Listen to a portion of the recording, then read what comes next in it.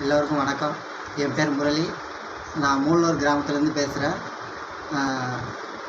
நான் வந்து வெஸ்டீஜில் ஜாயின் பண்ணியிருக்கேன். சேர்ந்து 3 மாதம் தான் ஆகுது. இதில் ஜாயின் பண்ணுறதுக்கு முன்னாடி எனக்கு ஒரு வயிற்றில் சின்ன நெல்லிக்காய் சைஸில் ஒரு கட்டி இருந்தது. அந்த கட்டியை கரைக்கிறதுக்கு நான் ஹாஸ்பிட்டலில் ஜிஹெச்சுக்கெல்லாம் போயிட்டு வந்திருக்கேன்.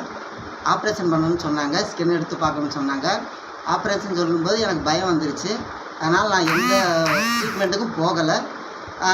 இதை பற்றி நான் நிறைய பேர்கிட்ட கேட்டிருக்கும்போது ஜெயபிரகாஷ் என்னோடய ஃப்ரெண்டு அவர் சொன்னார், நான் வெஸ்டீஜுங்க ஒரு சப்ளிமெண்ட்டு எடுக்கலாம், அந்த கம்பெனியில் வா, உனக்கு சரி பண்ணிடலாம் அப்படின்னு சொல்லி கூப்பிட்டாரு.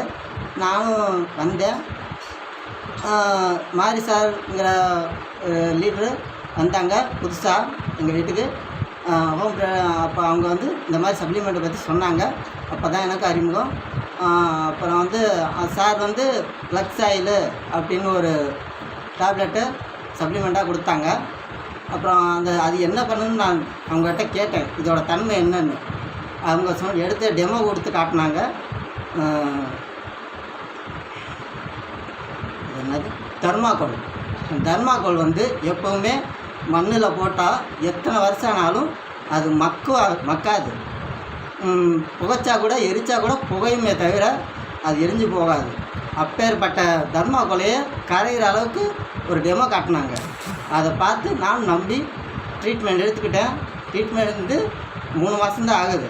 3 மாதத்துல 2 மாதத்துல எனக்கு க்ளீன் ஆகிடுச்சு. அப்புறம் அதை நான் ஹாஸ்பிட்டலுக்கு போனேன். அந்த வயிற்று கட்டி ஒன்றுமே இல்லையே அப்படின்னு சொல்லிட்டாங்க.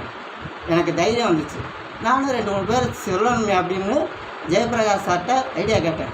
நீ இதெல்லாம் டிஸ்ட்ரிபியூட்டரோட சேர்ந்து சப்ளிமெண்ட் தொடர்ச்சியை எடு, உன்னோட ரிசல்ட்டை வச்சு 4 பேருக்கு எடுத்து சொல்லு, அவங்க நம்பி வருவாங்க, அவங்களுக்கும் சார் மூலமாக சப்ளிமெண்ட் கொடுக்கலாம் அப்படின்னு சொன்னார்.